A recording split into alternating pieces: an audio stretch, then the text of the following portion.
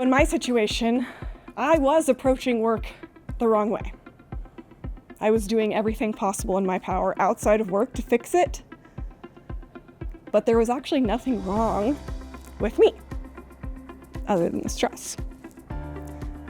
I wish that I knew this sooner. Hi, my name is Kelsey. I'm the owner and operator of The Seamless Coach.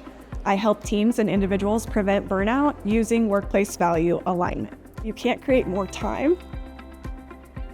You can only create more space. And the question is not, how can I be valued?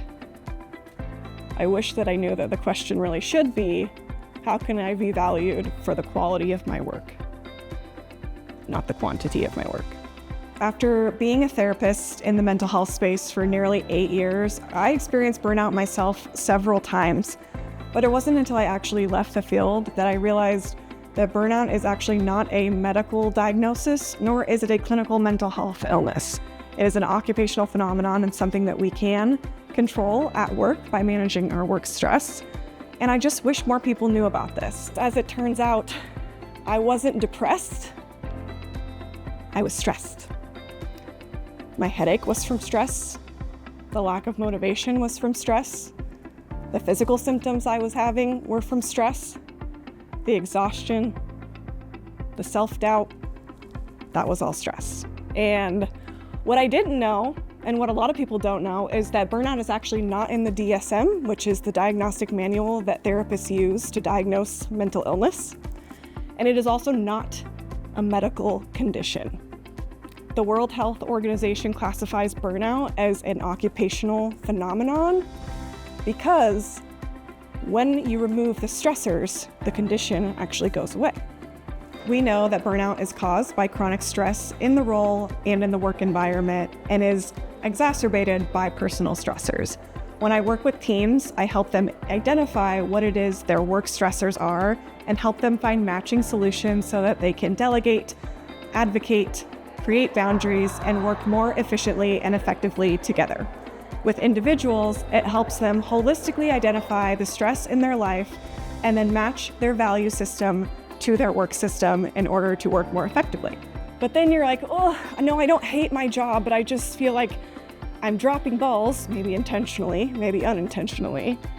I can't sit down to work. I feel unmotivated, and then simultaneously I'm feeling guilty about that, but I'm also cynical, so I really don't care. And then you're just stuck in what I call the burnout cycle, back and forth. When I show this to clients, two things happen. They get a look of shock on their face because they're like, who are you and how do you know my life? Because this is pretty common. And then comes a sense of relief because finally they have a reason for why they're feeling the way they do, and they have language to describe it. When I work with people, I really love working with those high performers, high achievers, those that have a hard time shutting it off and showing them the value of not only rest, but alignment in their role and in their work environment. I work one-on-one with individuals doing coaching. I also do embedded coaching for teams and organizations, do speaking, workshops, and training, and also help organizations align their company values to their employee values so that they can be operationalized for employee effectiveness. When your focus is placed in a million different directions, it's actually not placed anywhere. Some of you can relate to that. And you have to be present in order to prioritize. You have to be in the moment, not looking at your phone and pulling up your emails while trying to have a conversation with someone. If you're going to prioritize, you have to be present. Most companies have employee wellness programs, but what they're lacking is employee well-being and how this is viewed systemically in the organization. I love doing talks, workshops, and training with employees specifically because it helps them not only identify what their stressors are, but it gives everyone on the team, including managers, language to describe how their employees are feeling and how they can help them. We know that most wellness programs, although are enjoyable, they're not necessarily as effective as they could be because of the lack of training on things like burnout within the organization. So by now you're probably like, okay, I get it. Heads are nodding. We've all been here. But what can I actually do to fix burnout? The answer lies with you and your role and the work environment. We need alignment in these 3 areas to prevent burnout. But in order to find alignment, you have to know what you value, even and especially at work.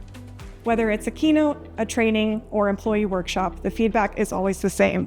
1, wow, I've never heard burnout talked about in this way before. And 2, thank you so much for the tangible examples. I have something to walk away with, to work on, and I have some homework for the next few days. For you all, you have some homework. On the right-hand side, I would like you to fill in some of those resources. And then for the next 24 hours, just pick one. Focus on one thing, one value, whatever is in your control, and then see how burnout can shift to well-being. My favorite thing about doing workshops like this is instilling hope to combat the stress and the cynicism that comes with burnout. I think one of the most disempowering things that we can tell other people is that when you're burnt out, there's just nothing you can do about it. We know that that's not true, and so giving them the tools to not only identify what their work stress is, but then what's in their control to change means the world, not only to me, but the people in the audience, to be able to make changes immediately. So the more you can find alignment with you personally in your role and in the work environment, the more protected you will be, because we know work stress is going to happen.